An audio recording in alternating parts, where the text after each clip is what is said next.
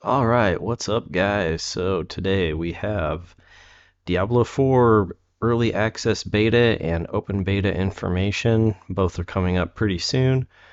Main thing I wanted to hit here, because you probably have most of these details: start time March 17th and end time March 20th. You'll have to check the times for your local area. That's for early access. Open beta March 24th through March 27th. In the early access beta, we'll only be able to play Barbarian, Rogue, and Sorcerer.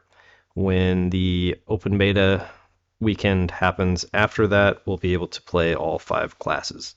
So the Druid and Necromancer will be added in. Level cap 25, we'll be able to play through the first area. If you pre-order on console, you can play on console. Otherwise, we will be on PC, and these are the specs that you will need. So we got the minimum specs here, and then the recommended specifications. So with that out of the way, wanted to hit a couple things from this dev update that I thought were kind of interesting. They have some information here on armor in the game, so let's take a listen. I haven't watched this full thing, so my commentary is going to be just based off my first viewing. So here we go. Play with the Blues, essentially. The employees here at Blizzard, some people from the dev team and the community team. Again, more details on that here coming really soon. So lots of information about beta. Glad we got to showcase and talk about it all here today. We're going to jump into the armor systems discussion here with Mong now. And I know that the community has been really asking, especially our hardcore fans of Diablo, have been asking more details about systems and so forth. So we actually do want to jump into a little bit of a deep dive into the armor systems within Diablo 4. So Mong, take us through it. Yeah, sure. I'm happy to talk about the armor system. So in Diablo 4, armor is the major way for player to mitigate incoming damage, especially physical damage. The major way for people to acquire armor is through the 5 armor slots. There are helm, chest, pants, boots, and gloves. And mostly for fantasy reason, we made armor, chest armor, and pants provide the most armor value, while boots and gloves provide the smallest amount of armor value. The armor value on an item is depends on the item's power. And in Diablo, we use the item power value to represent the power of the item. Yeah, and I don't think we've talked a lot about how item power works. Can you describe what it means for Diablo 4? Yeah, so in Diablo 4, the item when they start dropping, it's based on the monster's power, and we need a value to represent how powerful this is. Like when you start getting more challenging content in the later world.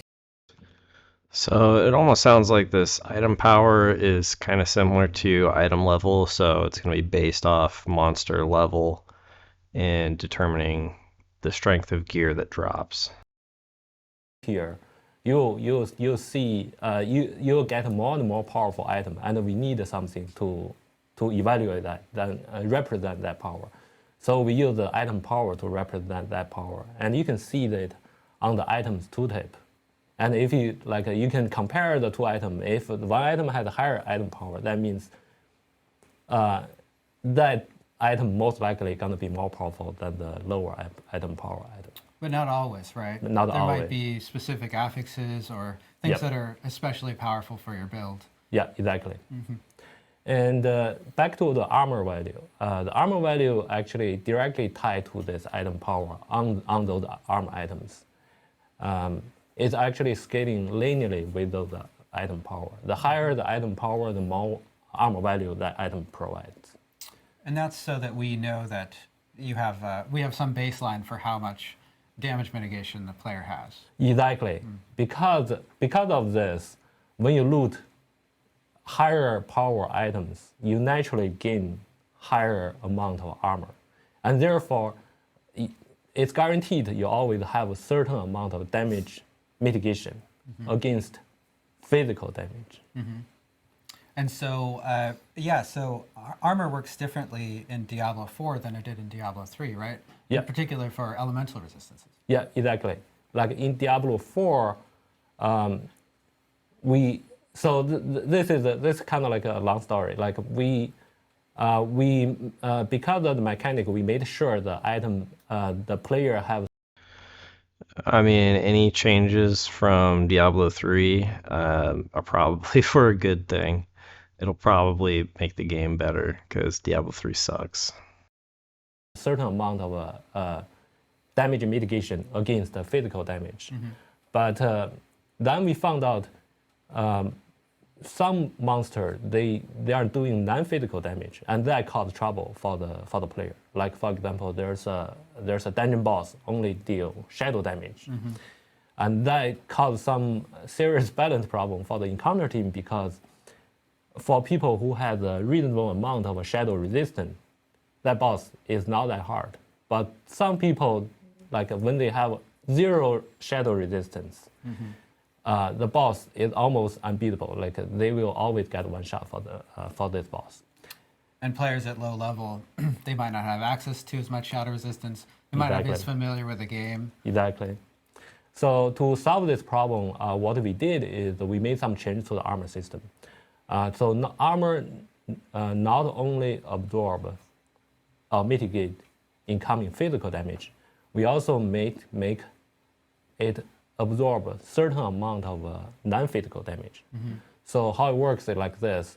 For whatever percentage the armor absorbs physical damage, it also absorbs half of that amount of non-physical damage. For example, your armor absorbs 60% physical damage. So your armor will also absorb 30% of all the non-physical damage. So fire damage, shadow damage, and so on. Exactly. And because of this. So I really hope that they're gonna now tell us whether or not there are separate resistance stats in the game, or if it's just all based off this armor value. People now also gain some amount of, not a big amount, but some amount of mitigation against non-physical damage. So that shadow boss is still challenging for people with zero shadow resistance, but it's in a much more controllable way. And as players level up and they get access to higher world tiers, those world tiers actually have a penalty to your elemental resistances, right? So you're going to have to really...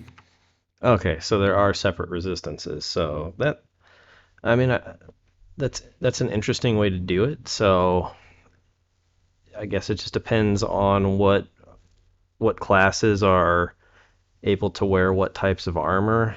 Is it purely based off of level and all classes can wear all armor, or is certain armor types restricted by class? Is it based off stats anymore? I mean, that's one thing that I really don't like in Diablo 3, how gear didn't have stat requirements. When you remove stat requirements from gear, it almost makes stat requirements, stat points, like just the classic strength, dex, agility, whatever, intelligence, wisdom. All those stat points lose a lot of their meaningfulness in the game, and that kind of detracts from the joy of actually building a character. Like you could see in Diablo 3, like intelligence for a wizard versus strength for a barbarian. It was the exact same thing. All it was just basically a damage boost. So that it just really took away from the joy of and the identity of your character. And by just all of them, like if I have a really strong barbarian versus a really high intelligence wizard, at the end of the day, there's really nothing that separates the two of them aside from just their built-in kit. So you can't build like a high strength wizard that wears heavy armor that is a more melee focused build because it's just not an option that's available to you, etc. Make sure that you're keeping up on those resistances. Yeah, exactly. When you get to higher war tier, we added more penalty for the player to make the higher war tier more challenging. And so you will have we put some 20% penalty from war tier 2 to war tier 3 for the resistance. So you gain 20% less resistance. And from war tier 3 to war tier 4, we put even higher penalty. It's 40%. So war tier 4 will be a lot more challenging than war tier 3. But players have access, as they're getting up into those higher levels, they're also getting access to more sources of elemental resistance, right? Yeah, exactly. We added the elemental resistance into various in-game system, like a skill tree, like item affixes, like a paragon system. You can acquire those resistance through more and more ways. We actually expose more and more ways for you to be able to acquire armor and resistance at the end game. So I think you brought some charts to show, like in more detail, how the mitigation works. Sure. So we have talked about like all the basic of how armor works. I want to dive a little bit deeper into actually how armor affect players' gameplay experience from level to level. The first thing I want to talk about is at each level we have a expected armor value for player, and based on that we calculate what's the damage reduction player can get at each level, and we balance the monster damage above that. And from this chart you can see at the beginning based on the expected armor value you can only get a little above 10% damage reduction, but it goes up pretty fast. And at the late game, you can get like over 40% damage reduction from the armor value. It makes sense fantasy-wise because like think about it at the beginning. So I'm wondering if this chart, is that actually a hard cap? Like, can you not exceed 45%? Is it impossible, or did they just only go that high on the chart because they're just expecting nobody to really go above 41, 42%?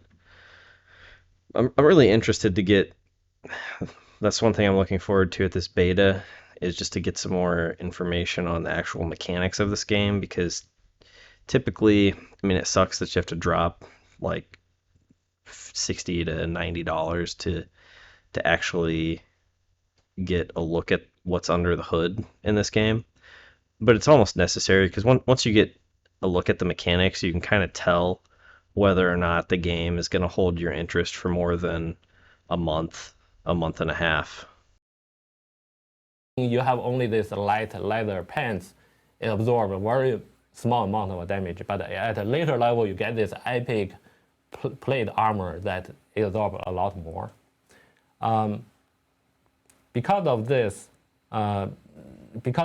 like the damage reduction going up, player also that means that we need to make the monster deal more and more damage to mitigate this damage reduction for the player. Sure.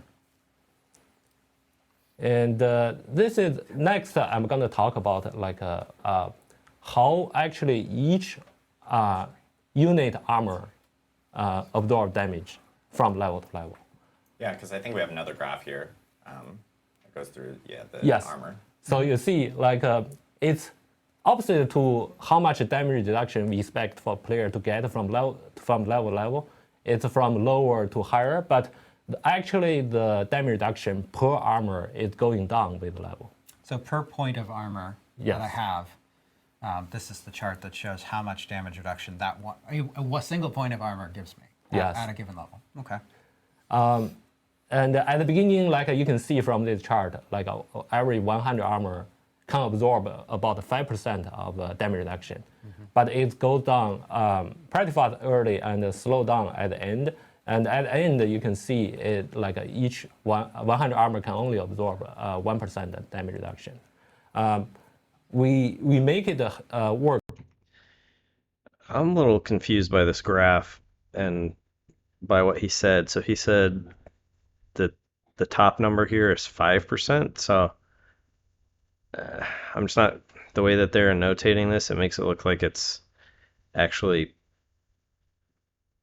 um, like half of a percentage point. So I don't know. Well, let's keep listening and maybe they'll clarify here. Work this way because we want to make sure that designer have room to add more armor bonus at the end game.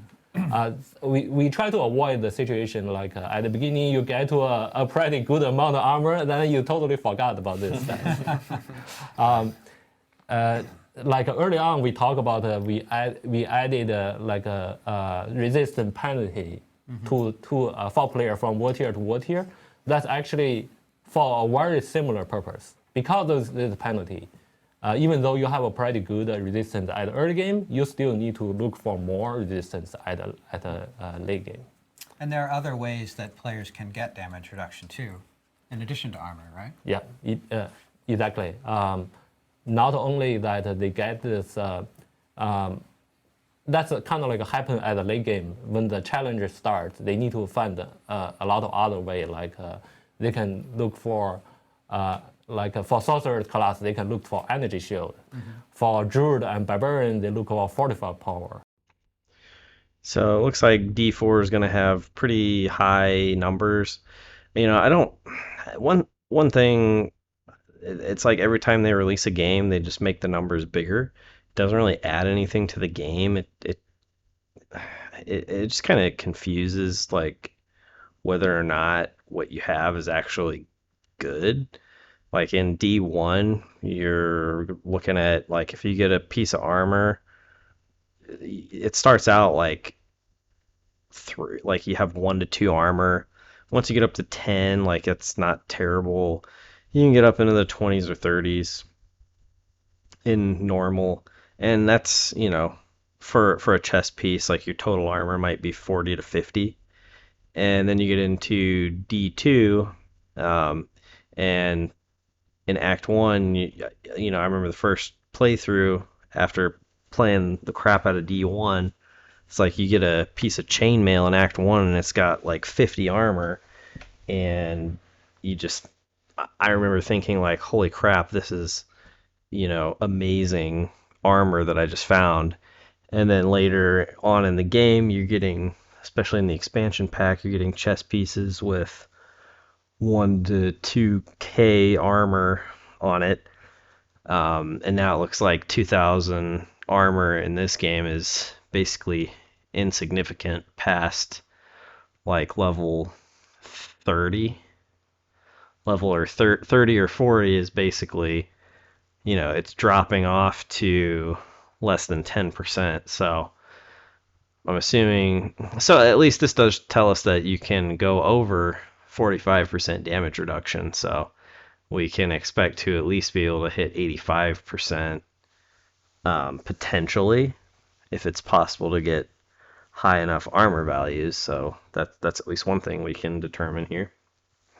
And it sounds like that there are layered defenses that we'll be able to stack. One thing I'm curious to see is I've always been a very big hardcore player, and Diablo 3, it was one of those things where hardcore in Diablo 3, your character was gonna die at some point. There was not really anything that could be done. Whereas in Diablo 2 and Path of Exile, yeah, you can get unlucky and die, or you can make a mistake and die. But if you play smart and you plan ahead, you can overcome those things. And typically, if you die, you feel like that there was something you could have done to avoid it. Most of the time, not all the time. I've been one shot in Path of Exile, and I think it was a bug or a glitch when it happened, because doing the math based off like my damage reduction, etc., that I had and the life pool on my character, I would have had to got hit for like 60 or 70, 80,000 points of damage, and I just didn't see how it was possible in that instance. But anyways, let's keep listening. And for rogue class, they look for more dodge chance. So not only they build on the armor and resistance to mitigate the damage, at the late game, because the challenge becomes so tough, the world becomes the monster is so harsh. They need to find multiple ways to be able to survive in this harsh world. So far, I have been talking about like all of this is one player fighting the equal level monster. So next I'm gonna talk like what if you fight against a different level monster? If a monster higher than you or a monster lower than you. So this chart shows a player with 2,000 armor. What happened? How much damage reduction it actually absorb for that 2,000 armor when they fight against different level monster. And you can see like the higher the monster level is, the less damage reduction this 2,000 armor actually absorb. And you can see like at a lower level, they actually already like reach the damage reduction cap we set for armor, which is 85%. But when you like for 2,000 armor, usually the player can acquire this amount of armor around the level 30. Right. But if you see this level 30 character, when they fight a level 100 monster, the 2,000 armor can actually only absorb 5% of the incoming damage, which is pretty minimum. So that means when a player, for them to challenge a higher level monster, not only the monster deal more damage, they also penetrate more of your armor. So I'm going to need more armor as I level up. Yeah, yep. During level up campaign, like while you're doing campaign, or you do the open world content, it's not a big issue because most of the monsters scale with you. But when you do the end game content like a Nightmare Dungeon or Helltide, a lot of time you are forced to fight higher level monster, and in those cases, you will take like this built-in punishment to for the player. So you need to like find a way to mitigate that the more damage. Some people like they build up their offensive power. They try to finish the combat faster so that they can take less damage. While other people they find all the way like we said, going through Paragon system, skill tree, item affixes, and legendary power, using all the ways to mitigate that harsh punishment. We also added damage mitigation to monsters in Diablo 4, right? Yeah, exactly. That's what I want to talk about. So we used to not have a damage mitigation for monsters. So monster used to not have armor. So however amount the damage player deals, that's however. Yo, that actually looked pretty cool. I want to watch that again because I'm curious what that was. Damage player deals, and legendary have armor. So however amount the damage player deals, that's. So I don't know if you guys have played Dungeon Fighter DFO, Dungeon Fighter Online, but that reminds me a lot of the Vanguard or like the Spear class in that. That was actually pretty sick. However amount of damage the monster gonna take. So it has the advantage. It's pretty straightforward. It's really easy to understand. But it also has a problem that is whenever we want to increase the monster's defense power, the only way we can do it is through increasing the monster's hit point. Like we say, from level 31, a monster from level 31 to 32, we want to increase their defense power or the time to kill by 10%.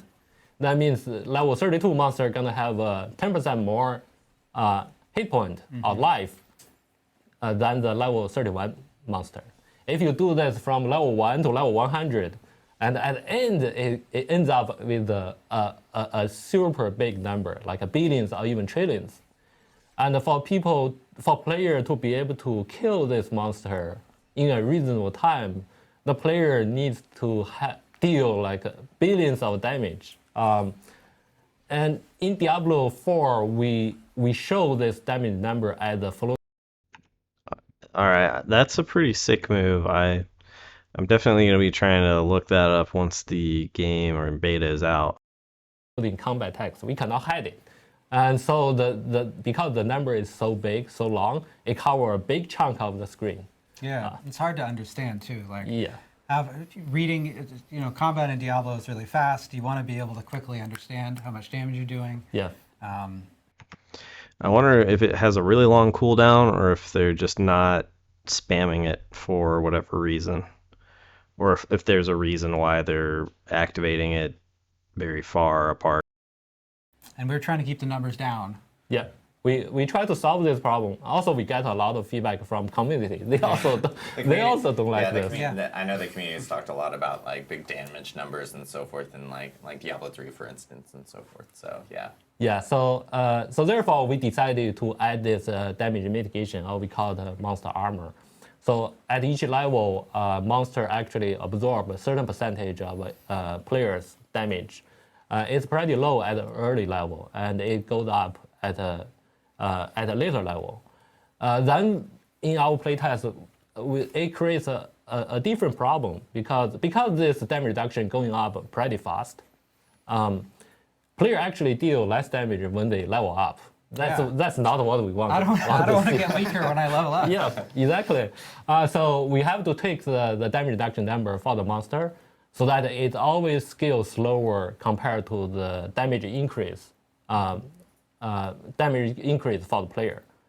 So it's player's damage deal to the monster still increase from level to level, but now we have a pretty good way to control how fast it increases.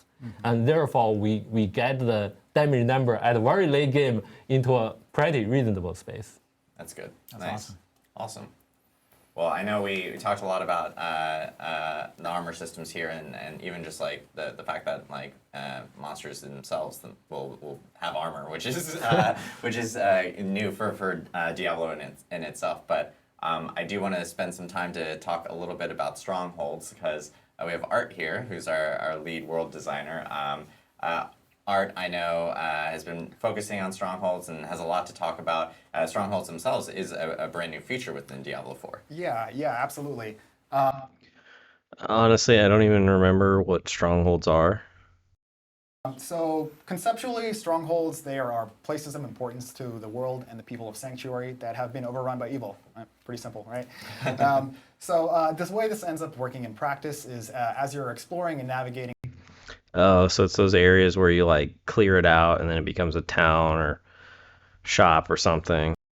The huge world of Diablo 4 in Sanctuary, there will be multiple strongholds in each of our 5 zones for you to discover. And these are completely unique.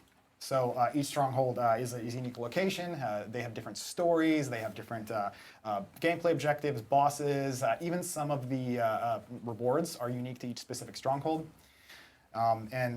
So much like our campaign, these are private experiences. They're just for you or you and your party if you choose to bring some friends. So once you've completed the stronghold, then the space becomes something that we refer to as a public space, where you then might encounter and interact with other players if you want. That's cool. So, like, what type of spaces can strongholds themselves end up kind of like changing to after you end up encountering them and maybe like conquering them or going through them? All right, I'm gonna skip ahead a little bit. Kind of more curious in systems than the stuff that's already been talked about. Players are kind of experiencing, or like what they would experience when they're going through. You brought a clip? Yeah, I did. I found it. Nice. I found a clip on the floor. Found a clip. The stronghold you're looking at here, this is called Hope's Light. In the jagged shores of northern Scotland, there's this great lighthouse called Hope's Light, and its flame has been extinguished. The port town of Merwin nearby is particularly affected. It's the only port town in all of Scotland. They consider this. All right, so one thing I like immediately here is that even though there's no sound, I can feel the impact from the hits and the gore. It looks good.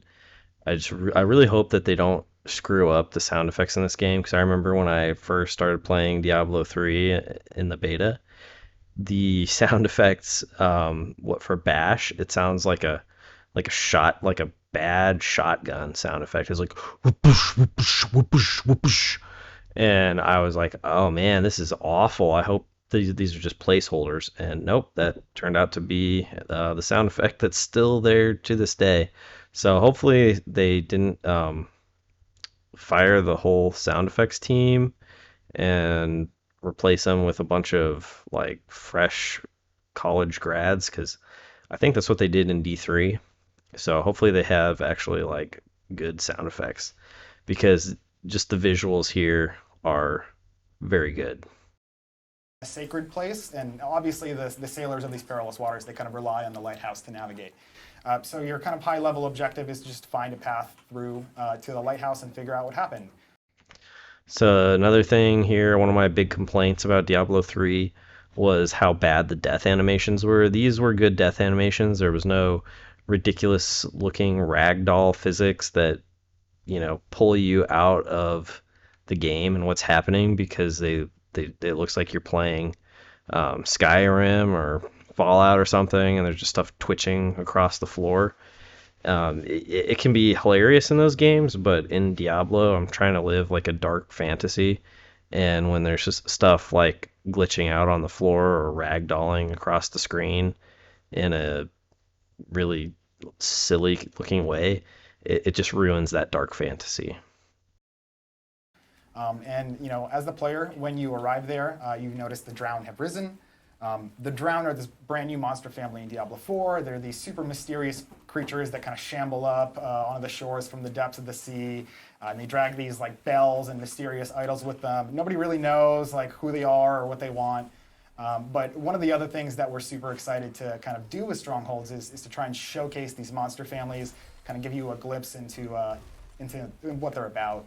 Yeah, because I know back during BlizzCon, we actually, BlizzCon 2019, when we revealed Diablo 4, we actually did showcase the Drown for the first time. And then since then, I know we had a quarterly update blog that talked a little bit about monster families, where we even talked about like familiars, for instance, and so forth that were up there. But this is kind of like the first like updated look I think people are seeing of the Drowned here in a stronghold, which is really cool to see. Oh, legendary. Yeah. I never even knew what it was because I was playing with the UI off. So. But actually, that might be going back to kind of strongholds at the system level, and kind of like why. So that's nice to see. They have a built-in, somewhat, very noticeable marker showing you, hey, this is an important drop. You need to pick it up. Because that was one thing I hated about Path of Exile. You got to take the time, set up your loot filter. You got to run around holding Alt. Back in the day, I think may have since added something like this built in. But it was just loot pinata everywhere. 99.9% of everything was trash. It was very easy to miss, high currency drops or just important drops to pick up. Whether it was just like certain armor types were good to pick up if you're looking for a like a tri-color thing to trade in for chromatics or a 5-link or a 6-slot. There was a lot that you had to know and pay attention to, and it could take your focus off of killing monsters, which is really the point of the game, that you just want to kill monsters. And yeah, economy adds something to the side, but when the economy starts to eclipse the actual monster killing, it gets a little frustrating. You, the player, might care. Strongholds, they provide you with a lot of really awesome rewards. Obviously, you slay a bunch of monsters, you kill a boss, you're going to get a bunch of XP and loot. Beyond that, strongholds also reward you with a high amount of renown. So I'm assuming those red globes that dropped are like potion charges. Um, I guess we'll just have to wait and see though. Renown is another new system in Diablo 4. And just to quickly summarize that, Renown, it rewards you with engaging with various open world activities. You gain Renown in each of the 5 regions of the game. And when you hit certain milestones of Renown, you'll get rewards. You'll get really cool stuff like additional potion charges, skill points, even Paragon points at the later milestones. So yeah, but beyond all this, like strictly, gold, XP, loot, renown, beyond all this strictly character progression stuff, I mentioned before, conquering a stronghold has a lasting impact on the world and unlocks a bunch of additional content.